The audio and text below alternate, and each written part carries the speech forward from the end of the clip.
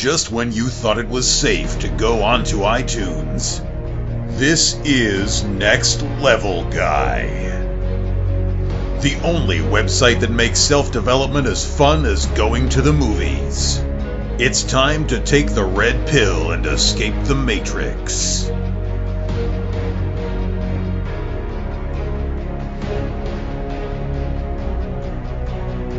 Hello, you lovely people, and welcome to another episode of the Next Level Guy Show. Today's guest is Nick, the Raging Panda, Koulchar. Thank you for listening to the Next Level Guy Show. This podcast is sponsored by many different affiliates. If you'd like to support the running of this podcast, simply go to nextlevelguy.com/affiliates and click on any of the company logos on that page. If you spend any money at all on those websites, a small percentage in commission is given back to nextlevelguy.com to help with the running. Thank you and happy shopping. Thanks very much for taking the time to speak to me, Nick. I'm really inspired by your story. Do you want to maybe just give a little overview of who you are to the listeners? All right. My name is Nick Koulchar. I'm a retired Army sergeant. Basically, I was a combat engineer in the military. Our job was to seek out and find IEDs or other devices that could hinder other missions from taking place. I was catastrophically injured in 2008 by one of those roadside bombs. Spent the better part of 2.5 years in the hospital, having almost 60 major surgeries due to the amputation of both my legs above the knee. Since that time, I've started doing things as an adaptive athlete and motivational speaker, just trying to talk about my story, talk about some of the obstacles I faced in life, both prior, during, and post-military, as well as trying to inspire other individuals through different events and different competitions that I do to get out, get off the couch, and challenge themselves to not only improving their quality of life, but just to see how far they can push themselves to possibly being the best that they can be. And you're certainly doing a very good job of it. Can you just give a little background on where you grew up, what made you join the Army, etc.? All right, so I'm originally from Flint, Michigan. Went to school there for about half of my secondary education. Moved out to Montrose, Michigan, which is where I graduated. Shortly after that, my father became sick. Spent a couple years taking care of him till he passed away. Tried to work and keep my brother and put my brother through college and keep things afloat, as just life has a way of doing it. It caught up with me. Few bad decisions as a young man put me in a financial situation where I ended up losing my home, became homeless, was sleeping on my buddy's couch, and didn't have a whole lot of options or positive outlook at that point. So looked at the military. It had been something that I'd visited in the past, right after high school, as well as a couple other times. But like I say, with my father getting sick, that kind of took up most of my time. Finally didn't have really any excuses to not join or not be a part of something bigger than myself. So I joined the military, and the rest is kind of history. Just every time I speak, learn more about you, the more inspired I get. So you've done some amazing things, but what do you think the Army taught you? Is there benefits that you could transfer into an everyday life?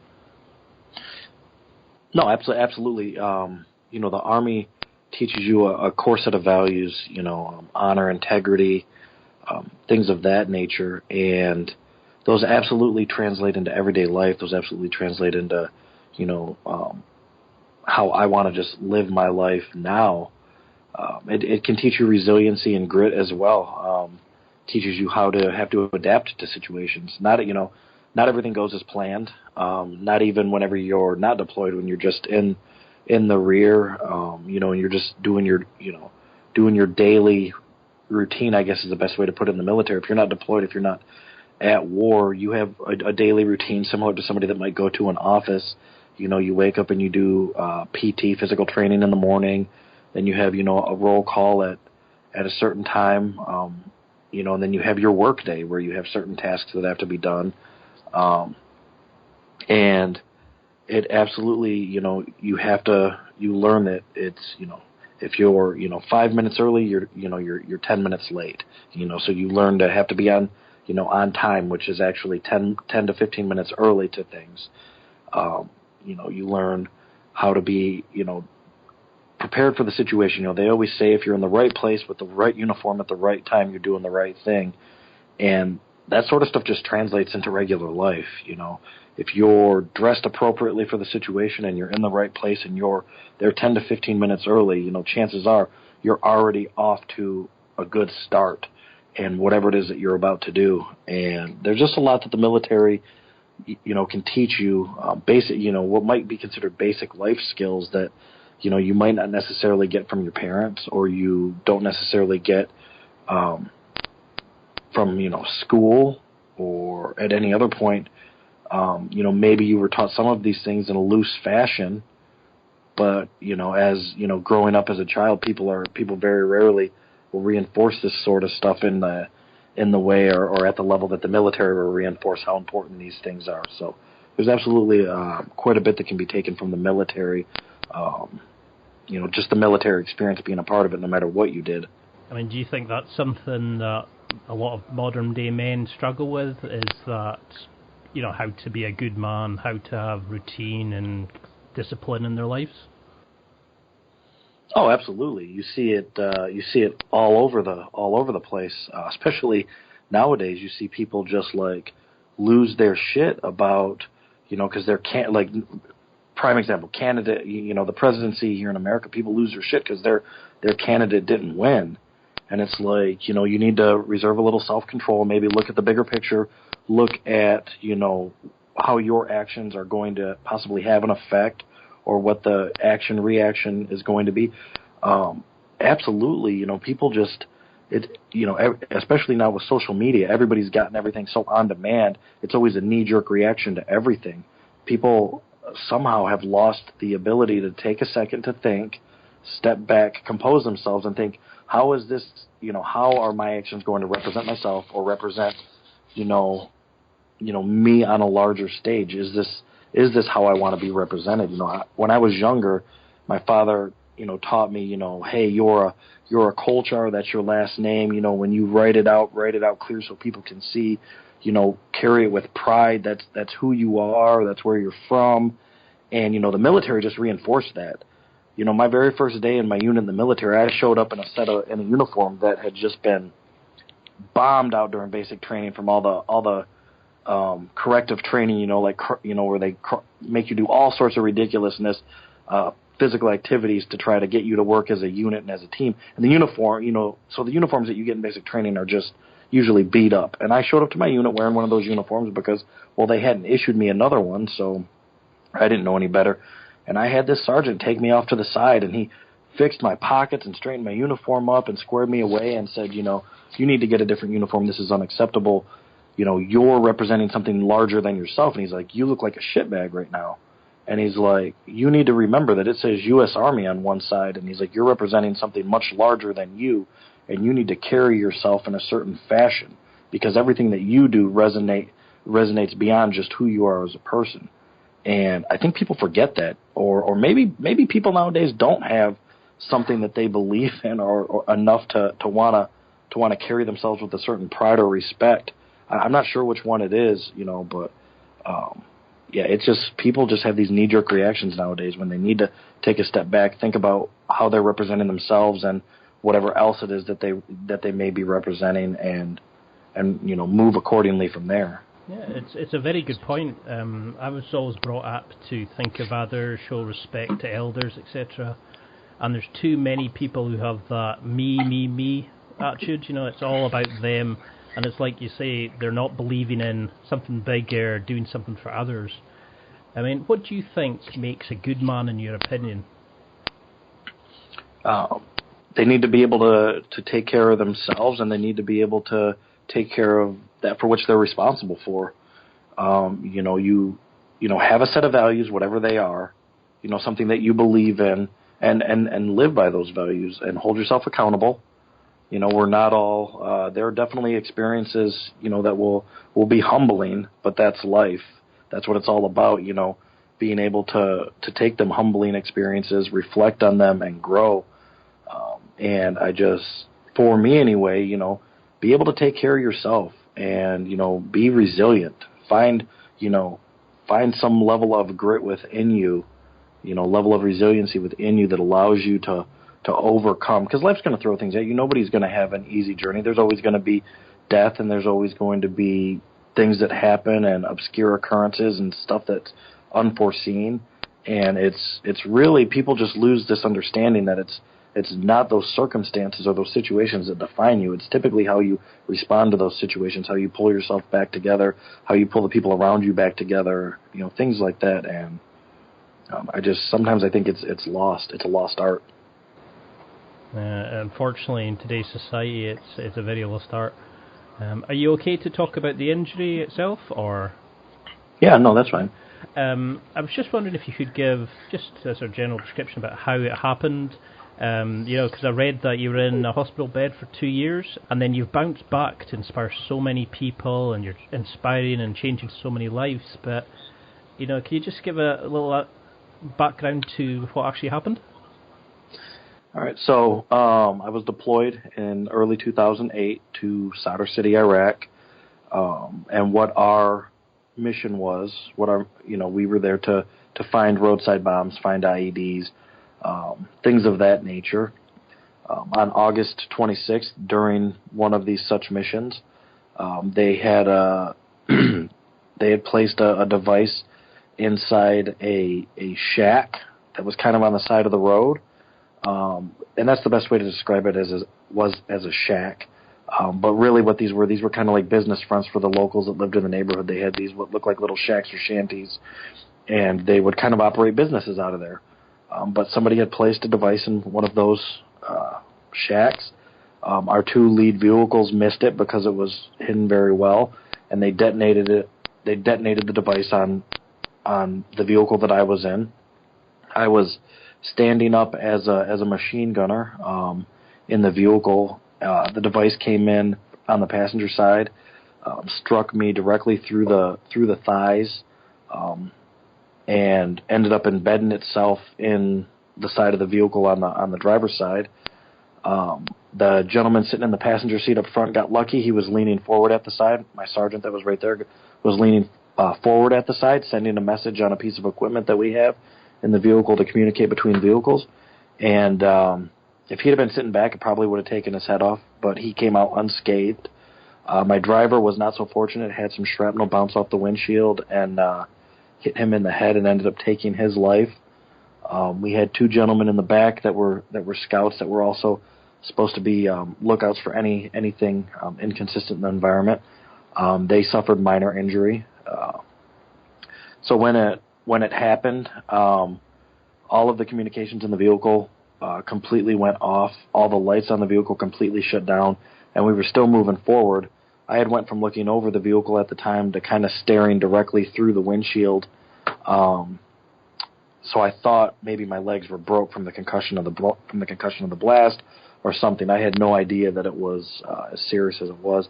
The vehicle was still moving forward, so I thought, okay, we were just doing what we were taught to do, which is typically move out of the kill zone, find some place that's safe, and do a casualty assessment. Figure out what's going on from there, take care of any of the wounded. And the vehicle continued forward, and then it veered off and crashed into a wall. And at that point, I knew something was seriously wrong. The sergeant sitting in the passenger seat had informed me that our driver had been hit and was seriously injured, and he couldn't get out of the door on his side of the vehicle, which we later found out the explosive came through the side of the vehicle with such heat that it actually welded his door shut. So he asked if he could get through my way, because I told him I had suffered an injury, but I didn't think it was that bad at the time. I was like, no, I'm good. I think my legs are broke. And when I went to go move, I fell back into the vehicle face up, and as he turned around to kind of come through to crawl through the back of the vehicle, he informed me that my legs were chewed up, were severely injured. I told him just to crawl over me at that point in time, that he wasn't going to hurt me any more than I already was, and he needed to take care of our driver because he was more seriously injured than I was. He got out of the vehicle.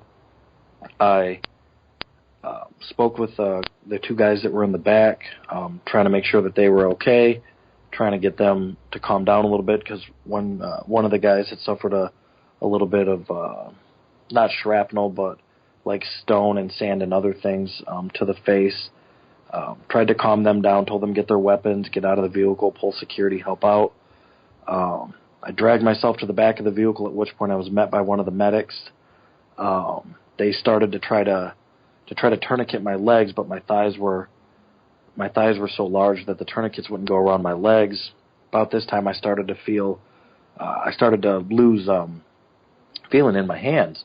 And, in the military, they teach you how to save all these lives and all the indicators, of what to look for when someone's dying. The only bad part about that is when you start dying, you know exactly what's going on. So I told him, I was like, listen, I was like, you got to get me out of here. Like, my hands are starting to go numb, like this and that. So they got me out of the vehicle, got me into a different vehicle, took me to a casualty collection point. Got lucky that where I was injured, they had a surgeon at that particular place that was able to assist immediately.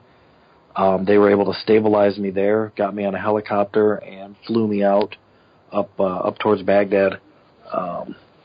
Ended up kind of, I didn't lose consciousness, I guess, on the helicopter, but they hit me up, with the good drugs, and that, made me a space cadet at that point. So I don't really remember a whole lot of what happened after just kind of staring at the stars on the helicopter, thinking that, my younger brother wasn't going to be burying me, that I wasn't going to let that happen. And, but I remained conscious. I was told later that I had 4 major surgeries up in the trauma area near Baghdad, before they stabilized me enough to send me to Germany.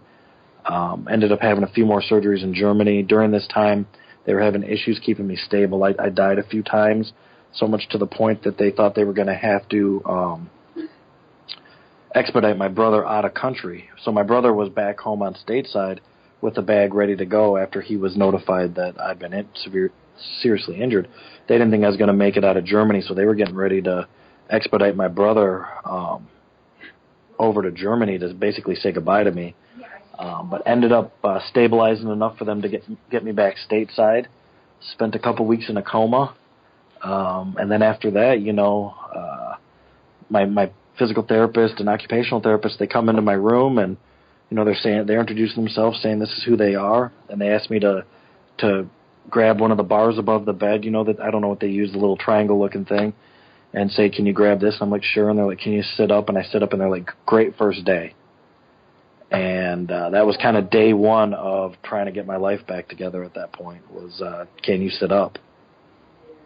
So, yeah, after that, spent the better part of 2.5 years in the hospital, had around 60 major surgeries,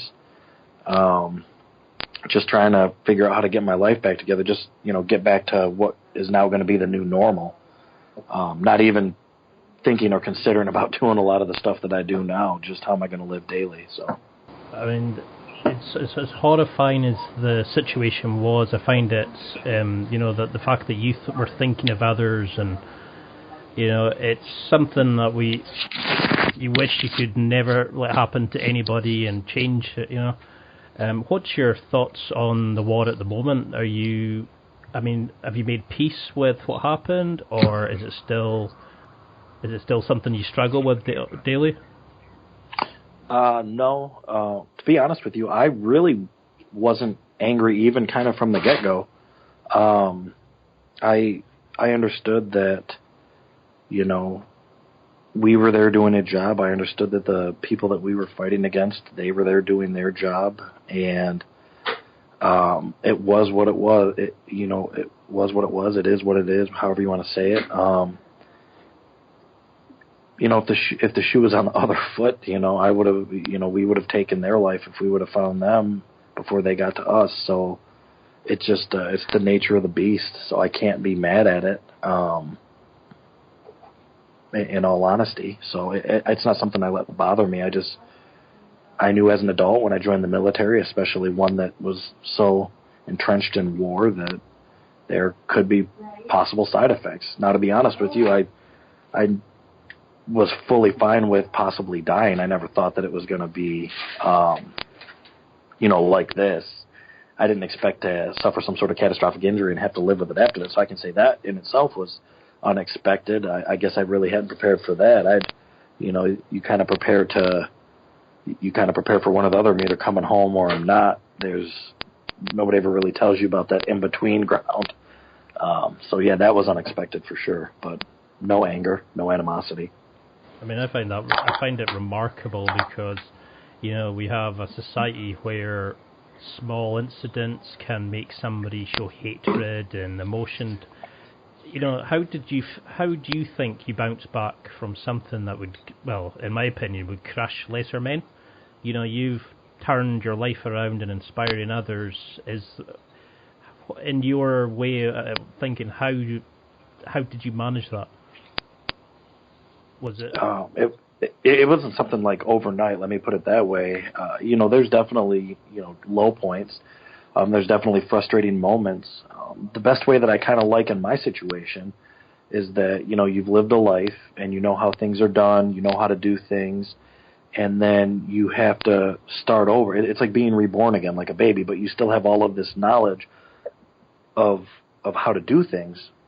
But now you have to find a new way to do these things. And it's trying to find the patience and figuring those new ways out. So there are absolutely moments where, I was on the floor wanting to throw my wheelchair out of a window, like fuck this thing. And, for all the things that I do now, there are plenty of like personal moments or private moments that absolutely the level of frustration was through the roof. Or it was just like, I'm done with this, or why does it have to be this way? And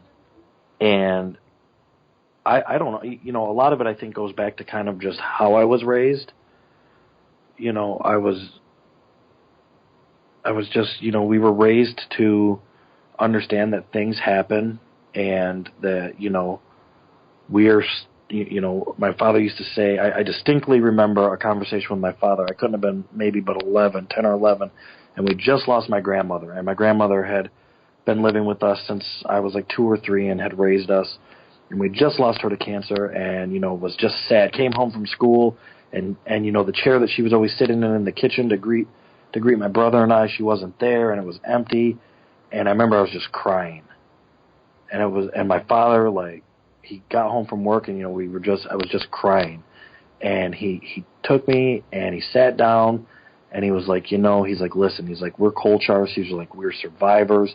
He's like, we get through this. He's like, life is going to throw shit at you sometimes. And he's like, but you're tough. He's like, you're a Koulchar. We are survivors. This is what we do. He's like, we will get through this and we will be fine. And I don't know, I really think a lot of the attitude that I carry now with me resonates back to that conversation, because I think to myself, am I making my grandmother or my father proud? What I'm doing now, is this something that they would be proud of? Am I getting through this the way that I know I can, the way that I was taught that I can get through this? And, that's not something that other people have. That's a personal experience that I'm able to draw on. But other people, they might have some sort of personal experience or something that they need to draw on. It's just figuring out what it is for them that gives them that like intestinal fortitude to want to keep driving forward or to make themselves better.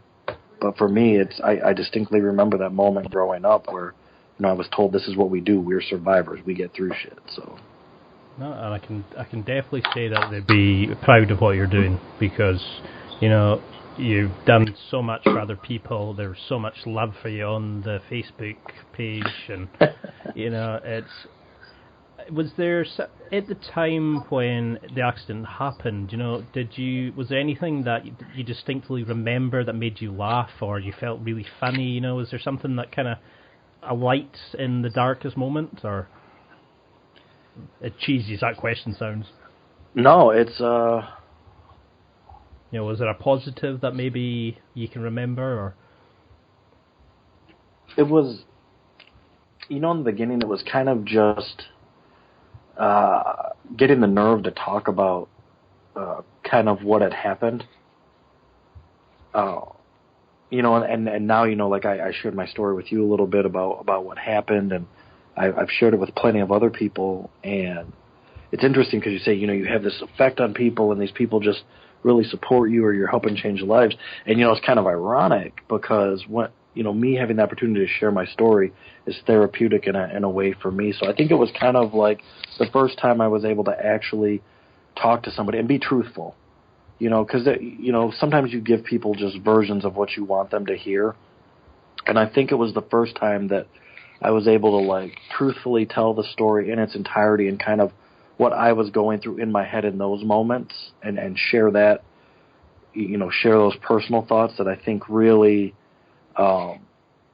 allowed me to see that, this is kind of helping me by doing this, and, kind of seeing how the reaction from the gentleman that I was speaking to, kind of seeing his reaction of maybe drawing some energy or something positive from me at that same time. So it was, I guess maybe at that point, it was a silver lining that, reflecting back, I think it was huge.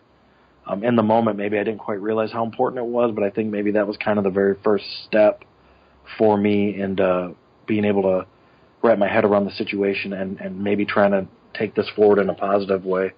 No, I'm really, really blown away by the positivity and the way you look out in life. It's amazing to think that some would, go into depression, despair, and you're looking to what you can do with it, So how did you get into doing challenges? I mean, you've done some amazing things, but what on earth made you want to carry a stone around an assault course and things like that?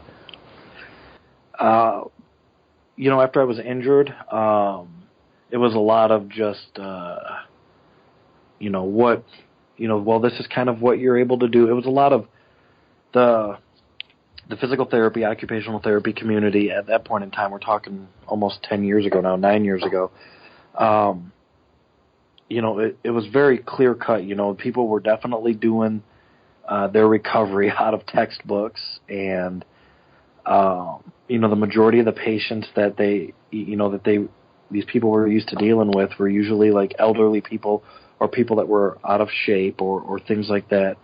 And here's Walter Reed, this epicenter of young, active individuals that have now suffered some sort of severe trauma, and it's like all of these years of education, and going step by step for like treatment out of these books doesn't work, because here you have a bunch of young, guys and some gals that they still want to live their life. It's not about just it's not just about can we get these people to just be able to do their daily tasks, normal things that a person does, like get up and use the bathroom and care for themselves and be able to go grocery shopping. Like that's where they were at that point in time.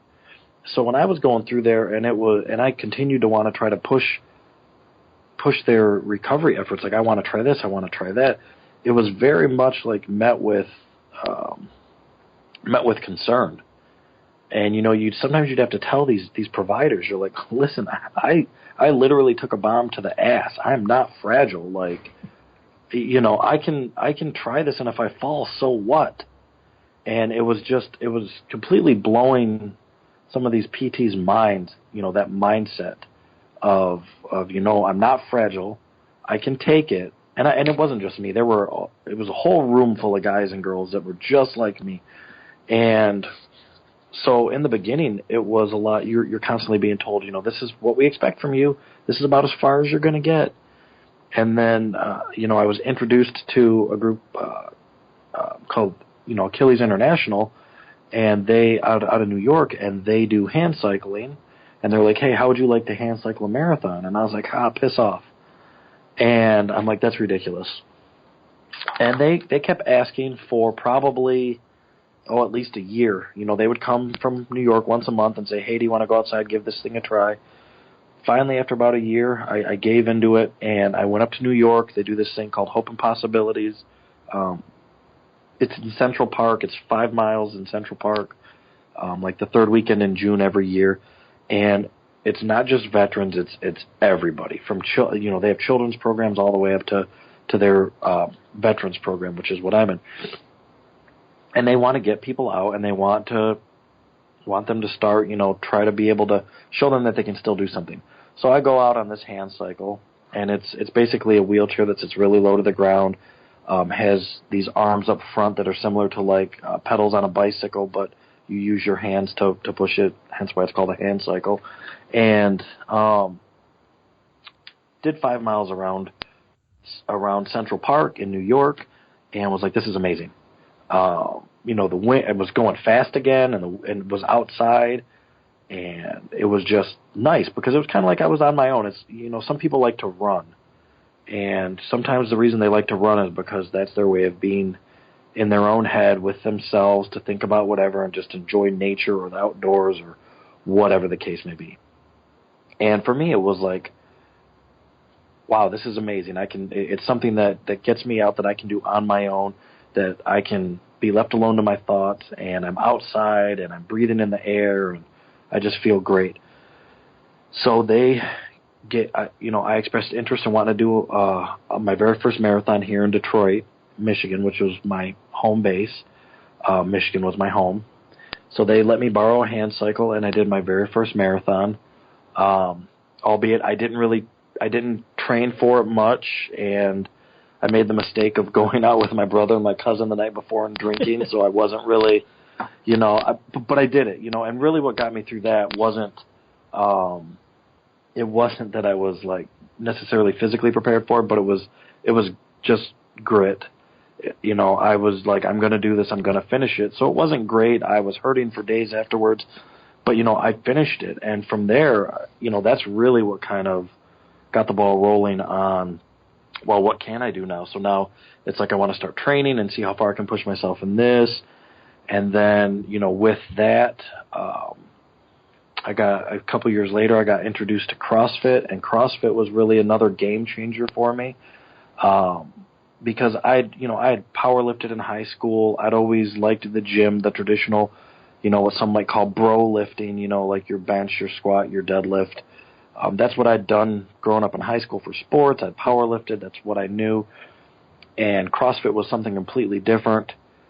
And it was interesting to me. And a buddy of mine wanted to see if we couldn't figure out how to adapt programming for an individual like myself. So, I started out, not being able to do hardly anything. The unique thing about CrossFit is it's, like gymnastics and lifting and Olympic lifting and cardio all wrapped up into one at any given moment. And so I started doing stuff like that, learning how to, do pull-ups and learning how to do, move my own body weight around and move my own body around. And I started doing this, and that's when I really started to lose weight. The hospital had ballooned me up to 360 pounds because I was just not doing anything, and they had me on a ridiculous diet, and I was just fat. And then I retired, and they were like, oh, you don't have to do anything now, you're good. And I was just lazy and retired. And then, doing the hand cycling and then getting into the CrossFit really changed my whole world. Ended up losing a little over 100 pounds so far. Still have some weight to go. Still like to lose another 40 or 50. But the CrossFit really changed my life because now it showed me how I could move my own body weight around. And it really taught me to get out of my wheelchair and start doing things.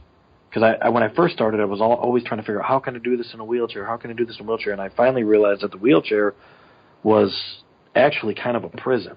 The wheelchair was actually preventing me from being as mobile or as active as I could be. It's great to use day to day to get around, but it just was preventing me from being able to, really do what I can do. So once I started doing that, I started getting this idea of, maybe I can push this even farther. What can I do to kind of push this farther or take this to the next level? And it was, I've always wanted to do one of these obstacle course races. They just looked fun, and I wanted to see if I could do it.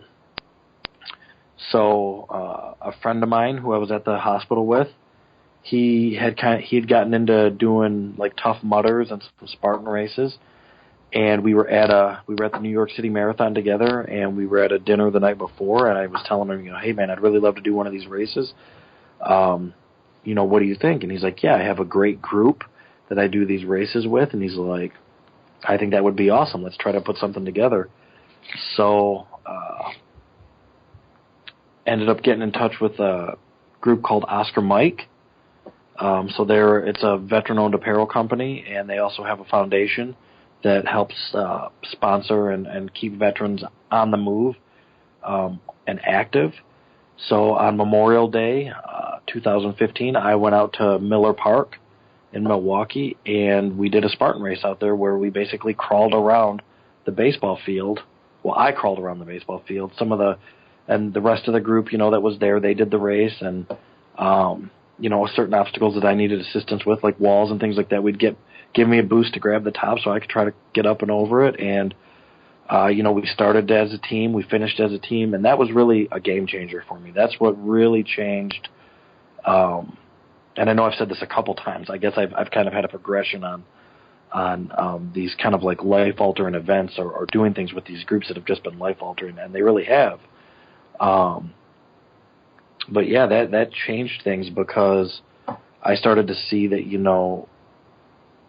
how far I really could push myself. So, and it's just kind of been one of those things since. I continue to try to push myself in a different dynamic. The obstacle course races, they're always challenging. I've done a few now of the shortest ones that they offer.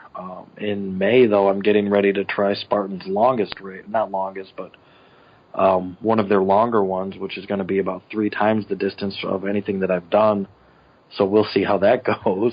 But yeah, it's just, it looked like something I wanted to do. I really wanted to see how far I could push myself.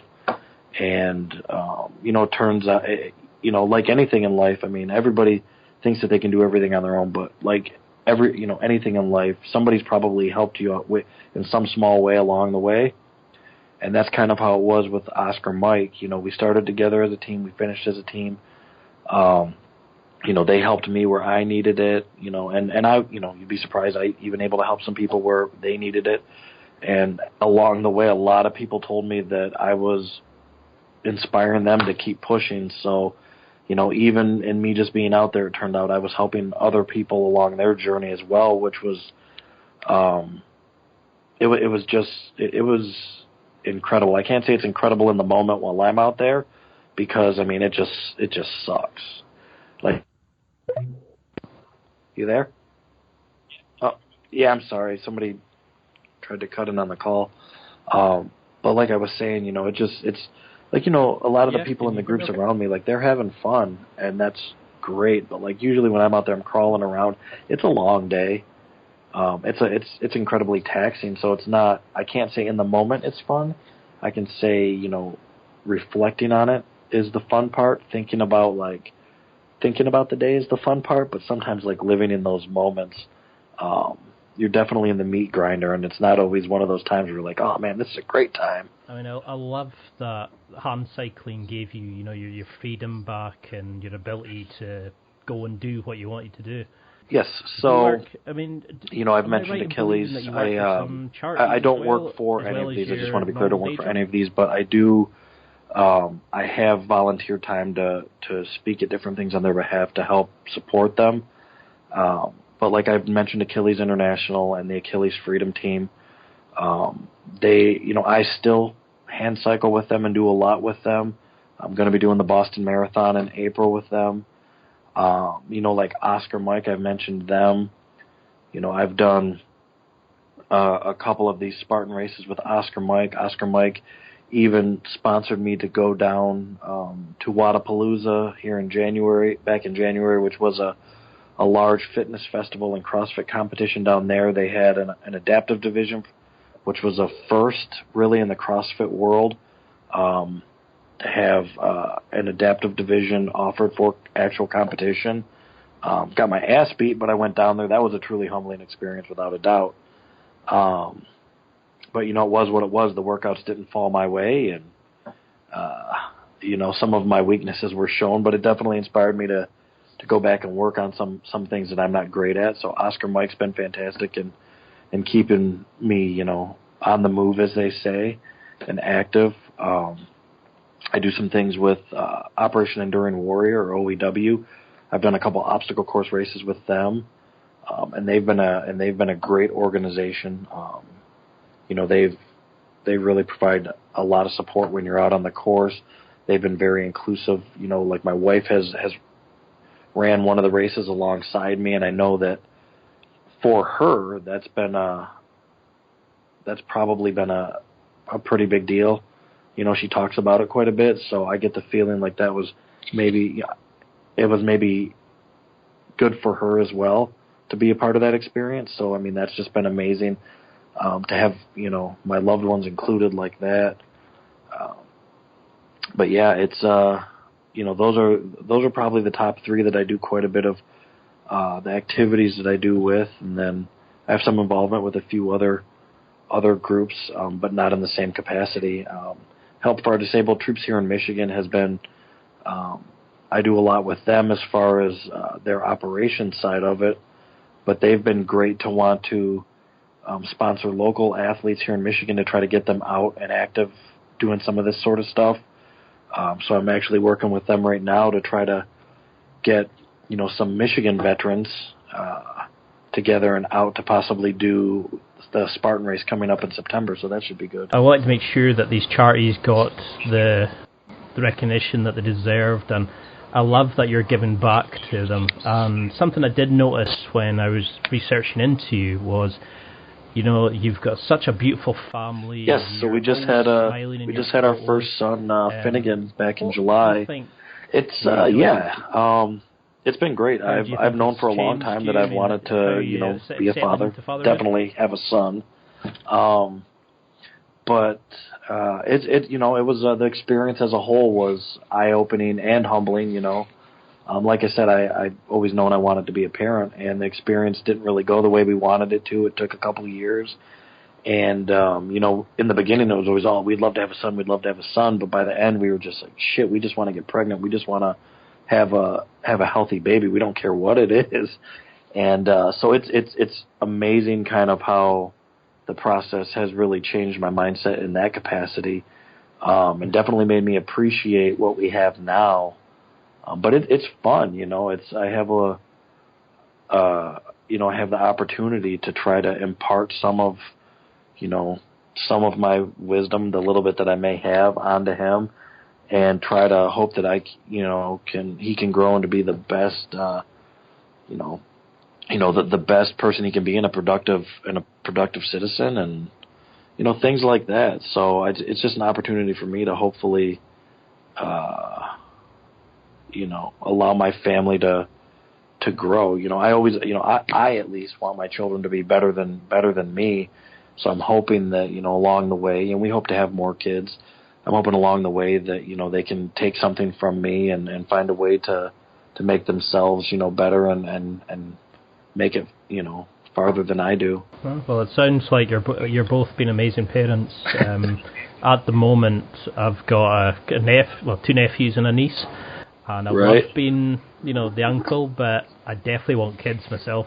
Yeah, that's how my brother is. At the moment, I like to hand them back. He's very distant during the pregnancy, but man, as soon as Finn was born, he's really stepped up as an uncle. So he's been awesome, and he's the same way. He likes to be involved, but definitely when it gets dicey, he's like, "Here you go."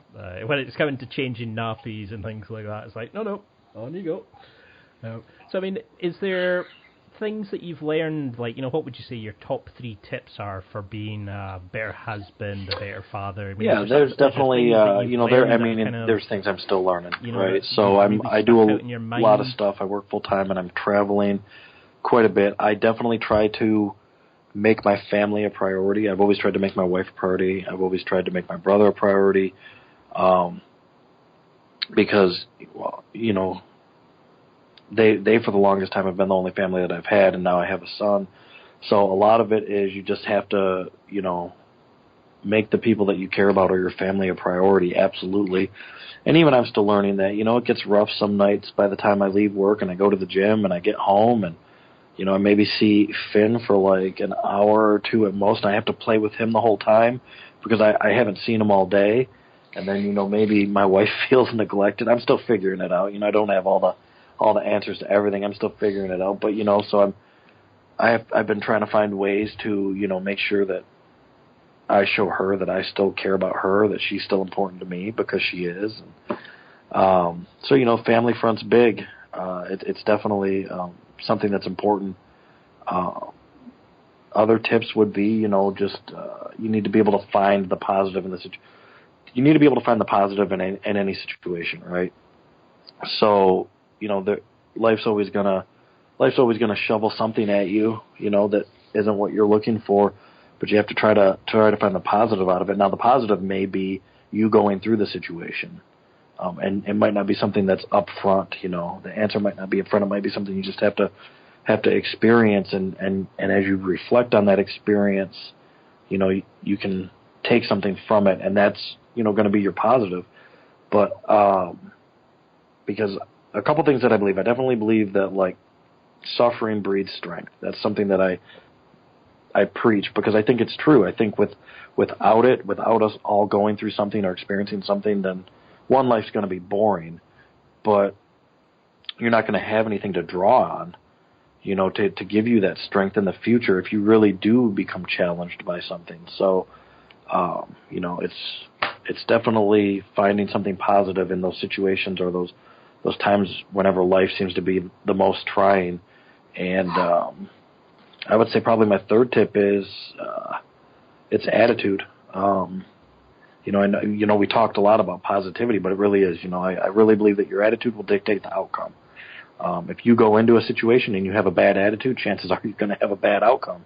If you think that these people are going to screw you or that, they're going to be whatever and you treat them that way, chances are they're going to deliver on exactly what you expect them to be because they're going to be a reflection of your attitude. So I truly think that, in any given situation, your attitude is going to dictate the outcome, and you just have to find a way. Sometimes it's hard.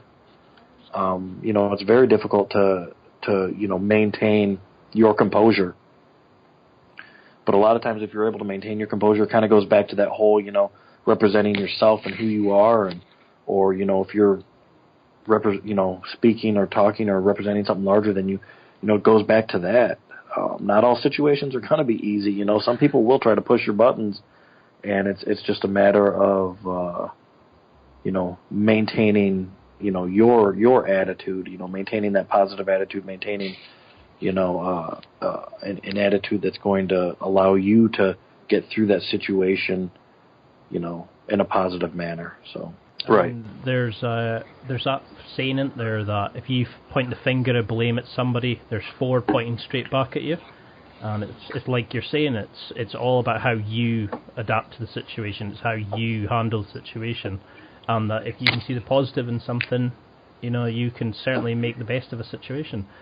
So see if, people that you've spoken to, people listening, if they're using their excuses to hold themselves back from doing what they want, what kind of things would you say to them to inspire them to go after what they've been wanting to do? But I would tell them, I mean, you have to find that purpose that you're passionate about, right? Because if I tell them, if you're allowing, these excuses to hold you back, is this something that you truly want to do, or is this something that you're truly passionate about? Maybe your attention's focused completely in the wrong direction.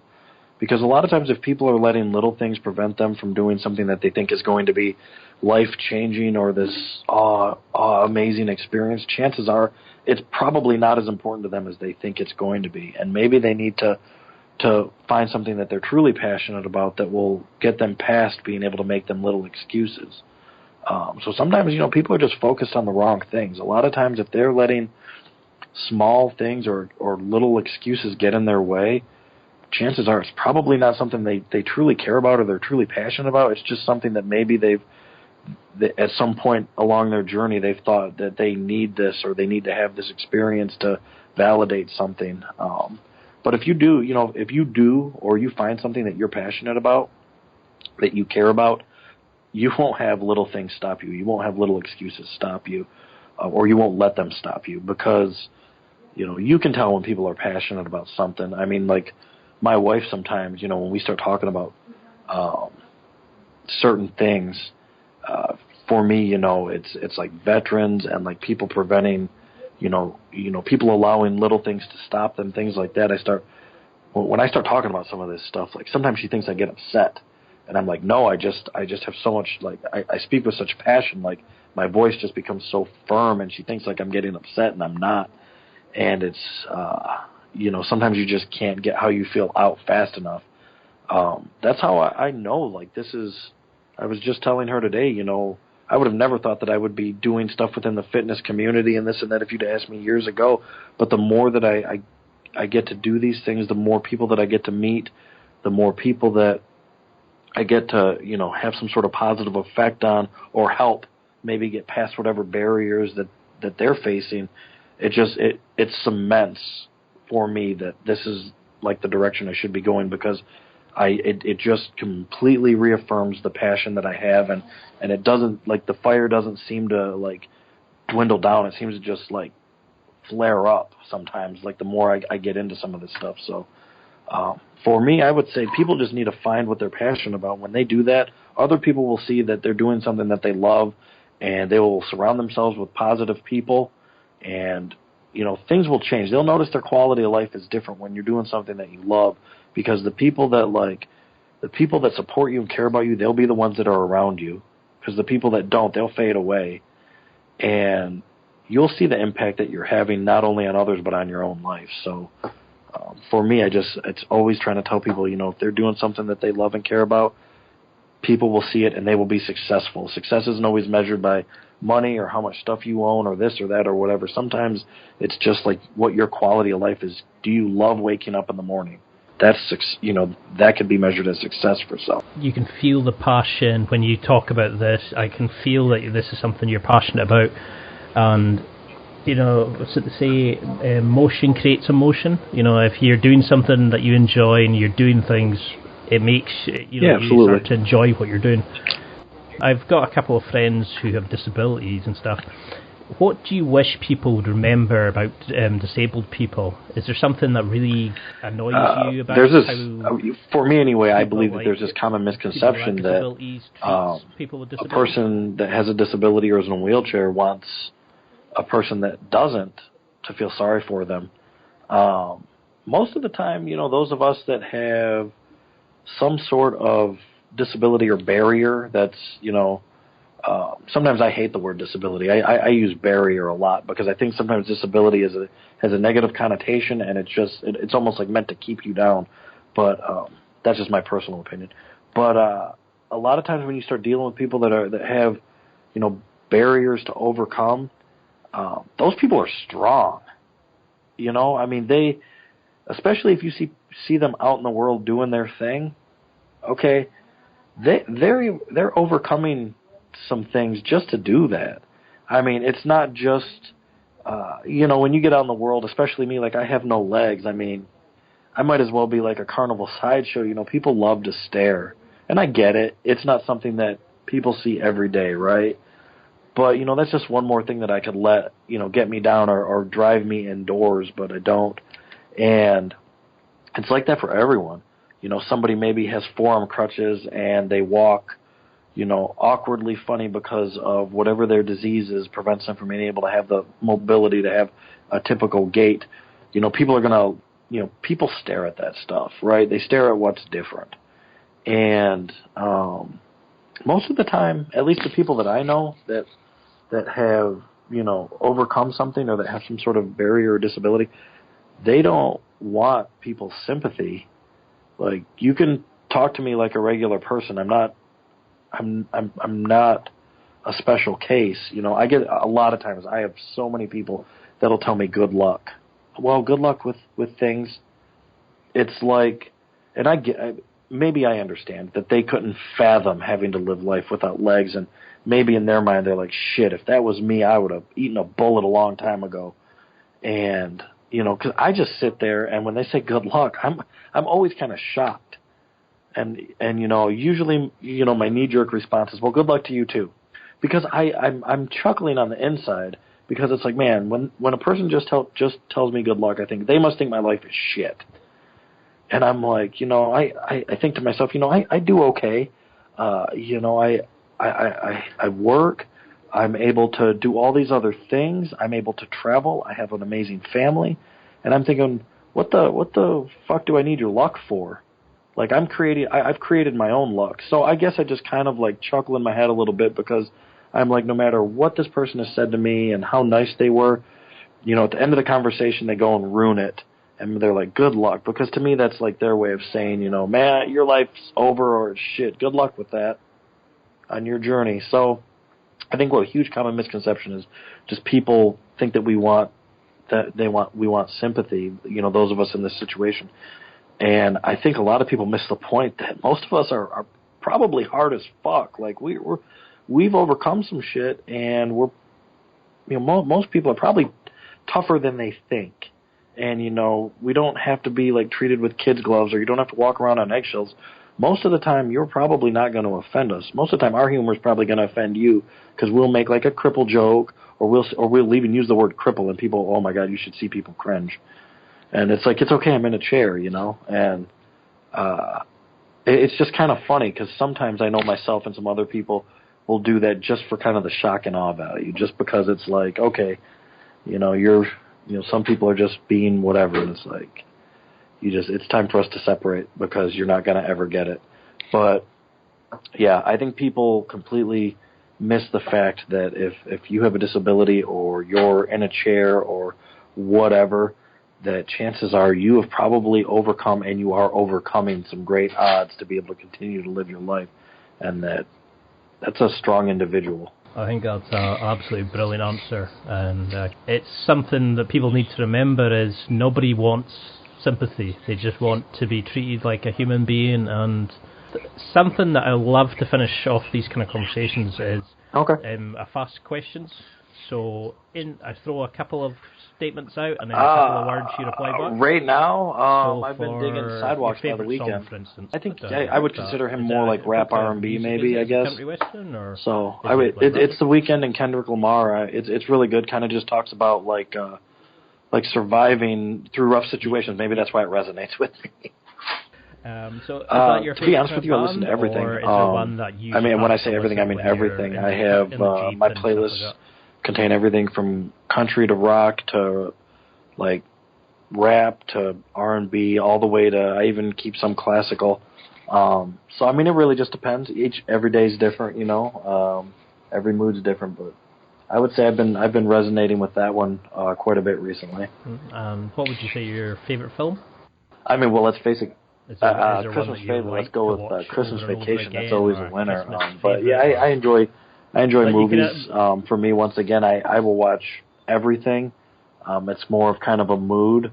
But yeah, there are definitely some movies that will always draw you in. Usually something Will Ferrell-like will always draw me in and keep my attention, just because, it's always fun to laugh, and he's ridiculous. He is certainly something else, that guy. Who's your? I'm gonna have to go with. I would say the Ninja Turtles. I know it's not one, but I'd say the Ninja Turtles. I like the Ninja Turtles. Same here. It's one of the first films I ever saw as a child. I loved Teenage Mutant Hero Turtles, and I still remember that with the first one when they fought Shredder. Same here. It was just a phenomenal film. Still happily watch it to this day. Yeah. So, say you could have 5 people, alive or dead, round for dinner. Round for dinner. Who would you pick? Yeah, man, that's kind of a tough one. I would say, man, that's kind of a tough one. I definitely would want some historical figures. I definitely would like to hear what Lincoln would. I would definitely like to hear Lincoln's perspective on some things. I definitely think, the history of America right now is definitely being put into question with everything. So it would be interesting, I think, to hear from some of the key figures in American history. I'm sorry, I can't really get more specific than that, but I would say for me that would be interesting. What do you want to be as a boy? Growing is there a dream ambition for you? I don't know. Maybe I always wanted to be in the military. I see photos of me running around always playing G.I. Joes as a kid, but I do remember when when we had to look at careers and things that we wanted to do when we grow up, in middle school and in preparation for high school. I always used to be drawn to like aeronautical engineering, and I don't know why. It's nothing I've ever pursued, but I read into it and I really liked it, and that was what I always kind of like gravitated towards, and for some reason I never followed through as an adult. Followed through the G.I. Joe part though as an adult. What's a guilty pleasure of yours that you'd want to admit to? Is it a dodgy song you listen to, or yeah, I would probably say lasagna. That's like one of my all-time favorite foods, and it just doesn't fit with my lifestyle now. So usually on my birthday, maybe like once a year, I'll make like a pan of lasagna and treat myself. But that's about it. So who inspires you? You know, are there people in a podcast, or is it maybe family, or I mean, you inspire to be honest with you, it's a lot of my peers. Somebody that you look up to, or I had being at Walter Reed, you're there with a bunch of other individuals that have some sort of like amputation similar to your own on a different. They all vary, but there are a few different individuals that I was at the hospital with, and even met after the hospital. That I see what they do, because we all do different things. We all kind of have our own little things, but there are other guys and some girls that are out there that are doing a lot of things and staying active and pushing their limits. And to be honest, I draw a lot of inspiration from them, seeing what they're doing, seeing how they're pushing themselves. And sometimes I'm like, man, I don't know. I look at some of the stuff some of my friends do, and I'm like maybe I'm not pushing myself enough. Or sometimes they inspire me to try to do some of the stuff. I told you I had a friend that does these obstacle course things, and I was like, that looks like fun. And so he kind of inspired me to see what I could do. So I don't have any great sports figure or somebody that's famous. It's actually just a bunch of military vets that are like missing limbs or something, that continue to push their boundaries and continue to find new ways to do things and have different adventures. So a lot of times I draw my inspiration from, I would say my peers. So what is the ultimate challenge for you? Have you got another thing apart from? I would try to climb a mountain. What would you? It's on my list of things that I would like to try to do. I'd like to work my way into that. So doing some of these obstacle course races are, I guess, maybe an unconscious way of me trying to like build up my stamina, see what I can do. I would like to summit a mountain. It doesn't have to be a large one. I would be perfectly satisfied with anything here in the continental U.S. Or maybe Alaska would be fun. Go up and mess with Denali, but just because Alaska's Alaska. But I don't have the desire to summit the tallest one. But I would love to climb a mountain at some point and just be like, yep, did it. Can still do whatever. And then right about that point where I'm feeling amazing, I'm at the top of this mountain, it'll sink in that I still have to crawl back down the mountain, and it'll just be like, shit. But yeah, so I don't know. That's on my bucket list. I saw something on the internet where you can do this adventure where you can do like sled dogs up to the Arctic Circle during a certain time of year as the ice breaking, and you can see like polar bears like diving in the open water to fish, and you can like scuba with narwhals and shit. Maybe if I can decide to save enough money, maybe I'll go do something like that. I think that'd be cool. Figure out how to do some snowshoes on prosthetics or something. So I have a couple like big ones on my list of like things that I would like to do, but a lot of what I'm doing now, I think, are kind of just ways of me trying to see what I can do. That way I don't maybe get in over my head with some of these other ones. And I still think even if I wasn't over my head, I'd find a way to figure it out. But yeah, so those are a couple of the big ones on my list of things that I would really like to try to do. You have quite an interesting nickname. Yeah, it's the Raging Panda, and can you just say what so it is? That is a nickname that came from my time at Walter Reed, and how it came about is actually an interesting story, and it's actually had it's actually transitioned a little bit over time. So how it originally came about, when I was in the hospital and I was a single, freshly injured soldier. I would ask the nurses and the people that were taking, the females that were taking care of me, I would constantly ask them to go out on dates and how they were doing and things like that. And my orthopedic surgeon, the one who did all the revisions on and did my amputations, everything like else, funny guy, amazing guy, dubbed me the sexual harassment panda from South Park. Well, because, I'm missing the limbs and being the bigger guy that I am, people used to be like, oh, you look like a panda bear. And then, if you ever looked into pandas, all they ever do is eat and sleep. So there was a period in recovery where all I ever did was eat and sleep. So, they were kind of likening me to a panda bear at the time. And then my surgeon was like, yeah, I'm going to call you the sexual harassment panda bear because every time you come out of surgery, you hit on the nurse that's there. And so that was kind of the running joke for a little bit. And then as I've started to, so I've always been a panda bear. And that's kind of been the running joke that I'm a panda bear. And then as I started doing other stuff, my brother would joke around and be like, oh, you wouldn't like him when he's angry, like they say about the Hulk or whatever. And, he's an angry little panda. And then that turned into, the Raging Panda as I started to do more stuff. So it's kind of evolved over time.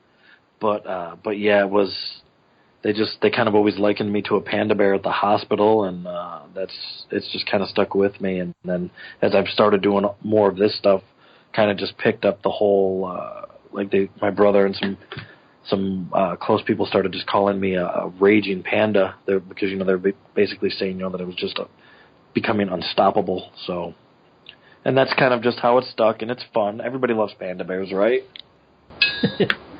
Well, it's certainly something that kind of maybe double take when I seen it. I watched the video of you on the salt course, and then I saw you. I always joke around. I'm like, you don't ever see anything in nature mess with panda bears because everything else in nature knows better. It's just kind of a joke because the whole panda thing. So you always get people that are like, a panda bear, huh? And I'm like, yeah, you ever notice you never see anything in nature messing with a panda bear? You never see anything trying to hunt a panda bear? I was like, because the other animals know better. They just let the panda just chill. So say if you had all mankind right now listening, are you, the floor is yours. Is there anything that you want to say to people listening? Is there any? I'll totally steal it from a Will Ferrell movie. Everybody love everybody. I think that's. I think at the end of the day, if I was able to just talk to everybody, that would be the message. Having had the opportunity to do some of the things that I've done, be in some of the parts of the world I've been in, and just a lot of the experiences, definitely learned that most people are just trying to live and get along, but it's just different ideologies and backgrounds that seem to just get in the way sometimes. So I would say if everybody just, maybe sat down and had dinner together, that would be cool, because I was definitely in the military. Food in the military is definitely a bonding factor. The military is built up of people from all these different backgrounds. And I tell you what, you start cooking for each other and people start kind of showing you where they're from and you show them where you're from, through your food. I mean, that just right there builds bonds, and you start to appreciate other people, other cultures, where they're from, what they're about. So yeah, I would just say everybody love everybody. I mean, no, it's a good message. Well, if more people listened to it, we wouldn't be in the mess we're in now. So, I truly cannot thank you enough for taking the time to do this. You've blown me away with your outlook on life, and you've inspired me, and you're honestly one of the nicest people I've had the pleasure to speak to so far. Is there a way that people can keep track of what you're doing, sponsor you if you're doing competitions, or absolutely? Right now, have the Raging Panda on Facebook, Instagram. Have Instagram and Twitter. Can be found on both of those to kind of follow along, see what I'm doing. I can be reached through all of those. I can be reached through all of those forums. Going to actually be starting actually going to be booting up my own website, kind of blog here within the next week or so. That's going to be The Adaptive Man, more or less going to kind of chronicle what I do day to day. Well, not day to day, but some of the things that I do, some of the adventures I go on, how I've adapted, how I've adapted parenting. Just kind of address some things that I couldn't find out there. There was a lot of, when I was getting ready to be a father, trying to find how things were done or how I could do things, and I don't know, just going to kind of share my story and share my journey, and it's going to be a little more personal than maybe what I have on some of my other social media sites, because like I say, it's going to address like parenting and how I parent and things like that, as far as an adaptive individual. So that's going to be hopefully up and running within the week. But yeah, I can be reached through all of my social media. I absolutely do motivational or inspirational speaking in any capacity. I can 100% customize my message towards the needs of the individual. I've spoken with schools, at-risk youth. I've spoken for large companies, and as well as nonprofits and everything in between. So it's 100% something that I love doing. I bring a lot of passion to it. I talk a little bit about my story, and I talk a lot about having a purpose and finding a purpose, and working towards that, setting goals. So I can absolutely bring a different dynamic into anybody, into any situation, and can completely customize it towards their needs. I'm more than happy. I mean, I really hope it takes off, because you're, honestly an amazing person. You've motivated me, inspired me, and I'm sure you're just going to continue from strength to strength. Obviously, I'm not going to say good luck, but I just want to thank you, Nick. It's been an absolute pleasure. I've had a great day, and you've just blown me away even more. So I'm really no, just thank you. I really appreciate it, and I'm humbled that you'd even want me to share my story. So thank you very much. Likewise, it's been a pleasure. You've been fun to talk to. You've asked some great questions, and hopefully I gave you some great responses. So thank you again for, like I say, just inviting me to be a part of what you do. That means a lot. Thank you. That's it for another week. Thanks for listening. Absorb it, practice it, use it. Until next time, keep trying to hit that next level in your life.